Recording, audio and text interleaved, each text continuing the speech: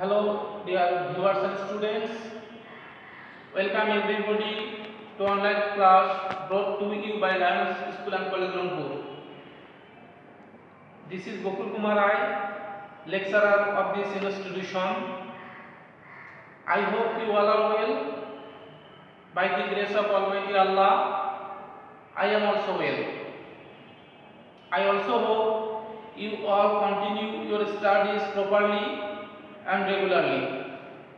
Dear students, in our last classes, we discussed textual topic and we have already finished 2 units, Unit 3 and Unit 4. Today, I am going to discuss flowchart. It is a new item included in your intermediate syllabus, and I think most of you have perhaps no idea about that topic, but I want to assure you that it is not so hard if you follow some directions and practice it regularly. Then you can practice and have competency in this topic very easily. Dear students, before going to discuss flowchart, you have to know what is flowchart. আসলে flowchartটা কি এটা জানা দরকার। flowchart মূলত একটি প্রবাহমান একটি তালিকা। flow means প্রবাহ, প্রবাহিত হওয়া, আর চার্ট হলো তালিকা, এটা তোমরা জানো। এই আইটেমটা সম্পর্কে একটু বলে রাখি। তোমাদের পরীক্ষায় টেক্সচুয়াল প্যাসেজ দেওয়া থাকবে, অর্থাৎ এটা কোশ্চেন 2 নম্বর কোশ্চেন আইটেমে এটা আসবে। টেক্সচুয়াল প্যাসেজ দেওয়া থাকবে, সেই প্যাসেজের আলোকে তোমাদেরকে একটা ফ্লোচার্ট করতে বলা হবে এবং এখানে 5টি বক্স তোমাদের করতে হবে। প্রত্যেকটাতে 2 মার্কস করে আছে, টোটাল মার্কস হচ্ছে 10 মার্কস এবং এখানে 10 মার্কস খুব সহজে পাওয়া যায়। আর পরীক্ষায় কিন্তু এখানে দেখো, একটু বোর্ডের দিকে লক্ষ্য করো, আমি এখানে ফ্লোচার্টের एग्जांपल বা স্যাম্পল শুরু 2টি কোশ্চেন আমি সেট করেছি। ফার্স্ট দেখাইছি make a flowchart showing the vision of the blood. এটা এই কোশ্চেনটা হচ্ছে ইউনিট 3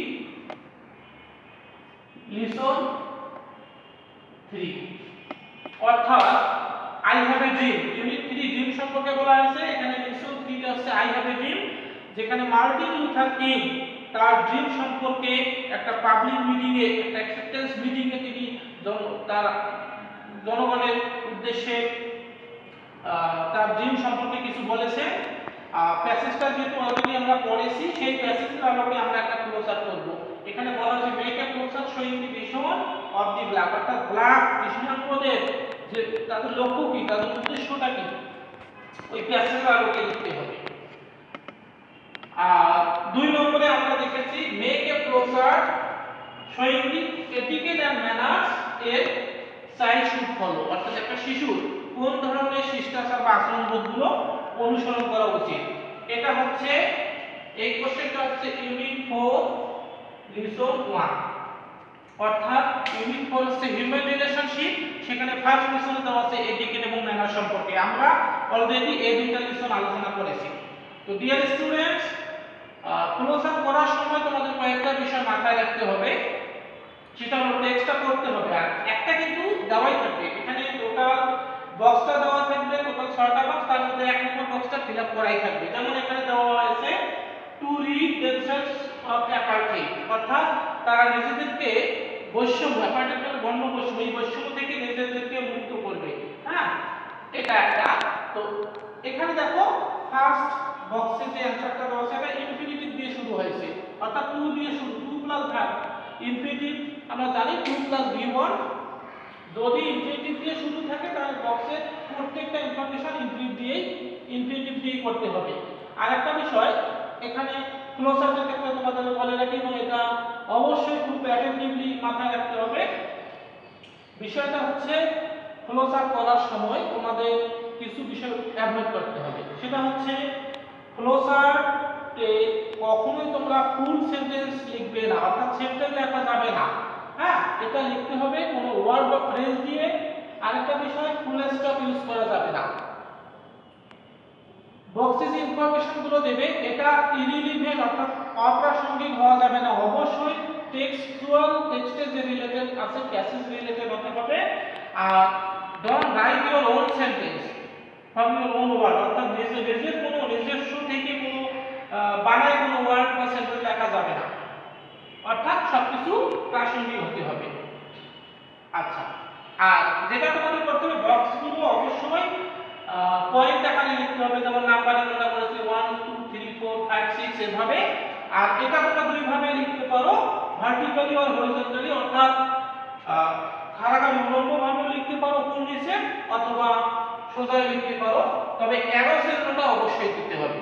তো ফ্লোচার্টের বিষয়ে লক্ষণীয় বিষয় এটাই, এগুলো মনে রাখতে হবে। তাহলে আমরা ফার্স্ট কোশ্চেনটা একটু দেখি। মেক এ প্রসাদ showing the vision of the blood. তাহলে এখানে টু রিড দেমসেলস অফ অ্যাপার্থে, অর্থাৎ তারা তাদের ভিশনের প্রতি একটা হচ্ছে তারা বর্ণবৈষম্য থেকে নিজেদেরকে মুক্ত করবে। দেন আমরা লিখেছি দেখো to raise the nation up, অর্থাৎ তারা তাদের জাতিকে জাগিয়ে তুলবে। টু রেজ, টু দিয়ে শুরু, দেখো এখানে to raise. Then to treat all men as equal, সবাইকে সমানভাবে ভাবা, সবাইকে সমানভাবে নেয়া, টু ট্রিট। তাহলে এখানে 2 + V1। Then number 4 to bind people by the bond of brotherhood. হ্যাঁ, মানে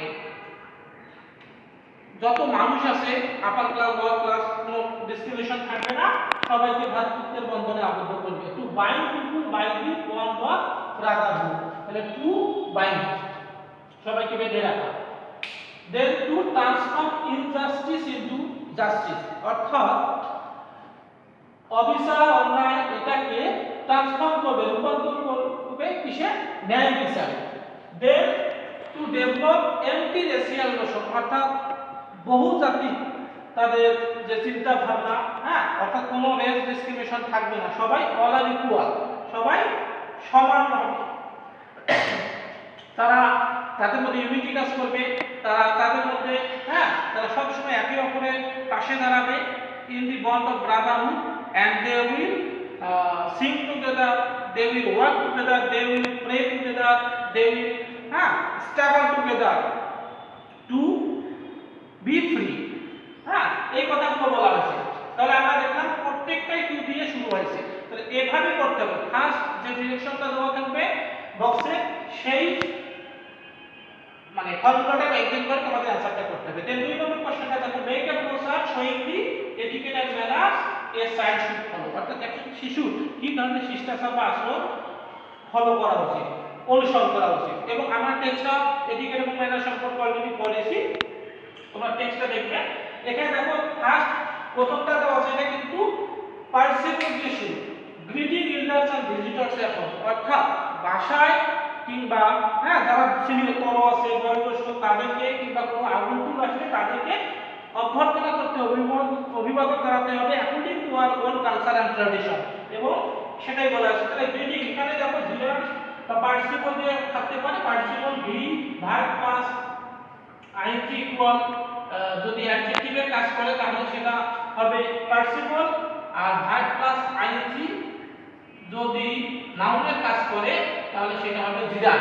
এটা তোমরা জানো, verb plus ING equal noun, জিরার ভার্ব প্লাস আইএনজি, অর্থাৎ এটা পার্টিসিপল হবে অ্যাডজেক্টিভের কাজ করে। তাহলে এখানে দেখো পার্টিসিপল দিয়ে শুরু হচ্ছে, greeting elders and visitors at home, অর্থাৎ প্রত্যেকটাই আমাদেরকে আইএনজি ফর্ম দিয়ে করতে হবে। তাহলে বি পলাইট ইন কোম্পানি, অর্থাৎ আমরা যখন কারো সংস্পর্শে কারো সান্নিধ্যে থাকবো আমাদের we have to behave politely.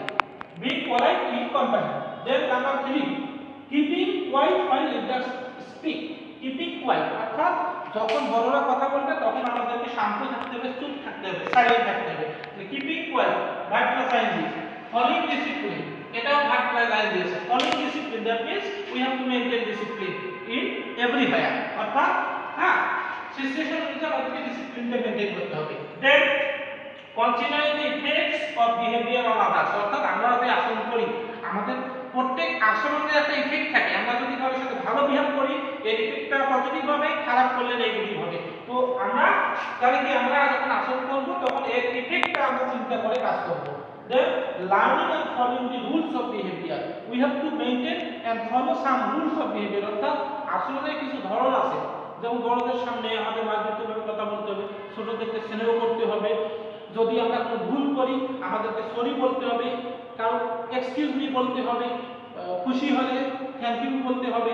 এই যে সাম polite expression we have to use in our daily behavior, হ্যাঁ daily life, and this makes our everyday life smooth. So dear students, ফ্লোচার্টটা আসলে এভাবেই করতে হবে। তোমরা টেক্সটটা ভালোভাবে দেখো, আশা করি ফ্লোচার্ট সম্পর্কে তোমরা বুঝতে পারছো। তো নেক্সট ক্লাসে দেখি যদি তোমরা বুঝতে প্রবলেম হলে অবশ্যই তোমরা কমেন্ট করে জানাবে, এবং এই বিষয়ে দরকার আমি আরো ডিসকাস করব। আর যেহেতু পরীক্ষা তোমাদের হবে সামনে, হ্যাঁ পরীক্ষার জন্য তোমরা প্রিপারেশন নাও, তোমাদের সিলেবাস অলরেডি দিয়ে দেওয়া হয়েছে। তো ক্লোজআপটা টেক্সটটা আগে ভালোভাবে করতে হবে, আর ক্লোজআপের এই ডিরেকশন ফলো করে হ্যাঁ তথ্যগুলো মেনটেন করে তোমাদের ক্লোজআপ ভাষা প্র্যাকটিস করতে হবে। আশা করি বিষয়টা তোমাদের কাছে বোধগম্য হয়েছে, এবং তোমরা যদি এটা কন্টিনিউয়াসলি প্র্যাকটিস করো তাহলে এই আইটেমটা তোমাদের কাছে অনেকটাই সহজ হবে এবং তোমরা সহজেই খুব ভালো মার্ক ক্যারি করতে পারবে। সো ডিয়ার স্টুডেন্টস, আজকে এই পর্যন্তই। তোমরা সবাই ভালো থাকো, সুস্থ থাকো। Thank you very much.